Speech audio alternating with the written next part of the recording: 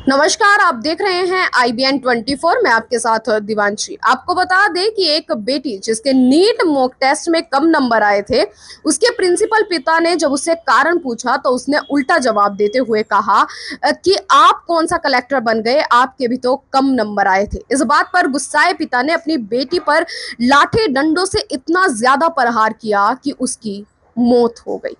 आपको बता दें कि एक पिता जो अपने बच्चों को हमेशा दिल से लगा कर रखता है, बचपन से उन्हें चलना सिखाता है, उन्हें अपने जिक्र के टुकड़े की तरह रखता है और उसके साथ ही उन्हें जब भी कोई चीज़ गलत लगती है कि यह चीज़ गलत होती है तो पिता उन्हें समझाता है कि क्या सही है क्या गलत है। वहीं पर यह एक ऐसा दिल दहला देने वाला मामला सामने आया है जहां पिता ने ही अपनी बेटी पर लाठी डंडों से इतना ज्यादा प्रहार किया कि उसकी मौत हो गई। उसके सर में कई गंभीर चोटें लगी और जिसके बाद जब उसे पास के अस्पताल में भर्ती कराया गया तो वहां पर डॉक्टर ने उसे मृत घोषित कर दिया।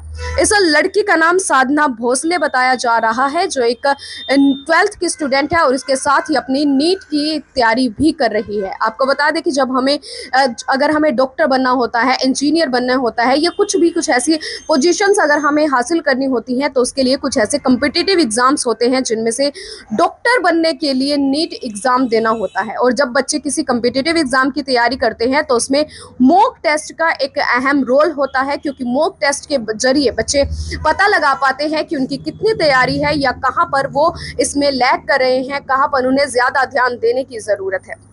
एक लड़की इसी तरह से जिसका नाम साधना भोसले है, जो महाराष्ट्र की रहने वाली है, महाराष्ट्र के सांगली से यह मामला सामने आया है। और यह लड़की अपनी नीट की तैयारी कर रही थी, 12th की स्टडी के साथ साथ नीट की जब यह तैयारी कर रही थी, इसका मॉक टेस्ट था जो तो इसके उसमें कम नंबर आ गए। और यह बात जब इसके प्रिंसिपल पिता को पता चली तो उनको यह बात बिल्कुल भी रास नहीं आई। उन्होंने अपनी बच्ची को जब इसका कारण पूछा तो उन्होंने उल्टा जवाब देते हुए कहा कि आप कौन सा कलेक्टर बन गए, आपके भी तो कम नंबर आए थे। इस बात पर पिता को इतना ज्यादा गुस्सा आया कि उसने आप देखा ना ताव और अपनी लड़की पर लाठी डंडों से प्रहार करना शुरू कर दिया। और वह जो प्रहार था वो इतना ज्यादा आक्रामक था कि कई गंभीर चोटें उस लड़की के सर में लगी। तो उसको चोटें लगने के कारण वह लड़की बुरी तरह से घायल हो चुकी थी और जब उसे पास के अस्पताल में भर्ती कराया गया तो उसे डॉक्टर ने मृत घोषित कर दिया। और यह जो व्यक्ति है, जो इसका पिता है, उसका नाम धोंडीराम भोसले नाम बताया जा रहा है, जो एक स्कूल में प्रिंसिपल है।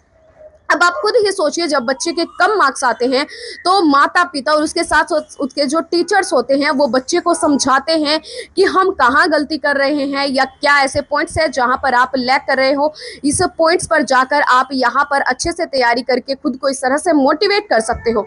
एक टीचर और एक प्रिंसिपल हमेशा अपने बच्चों को मोटिवेट करता है और एक पिता, आप जो माता पिता होते हैं वो भी कोशिश करते हैं कि वो अपने बच्चों को ज्यादा से ज्यादा मोटिवेट करें। कहीं अगर उनके बच्चे की गलती है तो वह उसे समझाए। लेकिन यहाँ पर एक पिता जो खुद प्रिंसिपल है, जिसके हाथ में कई लोगों का भविष्य है, कई बच्चे जो उनके स्कूल से पढ़कर आगे जाकर अपना भविष्य संवारने वाले हैं, वह अपनी बच्ची के मॉक टेस्ट में कम नंबर देखकर उसे गुस्सा आ गया। और गुस्सा आने पर जब उसने अपनी लड़की को डांटा तो आगे से लड़की ने भी उल्टा जवाब दे दिया।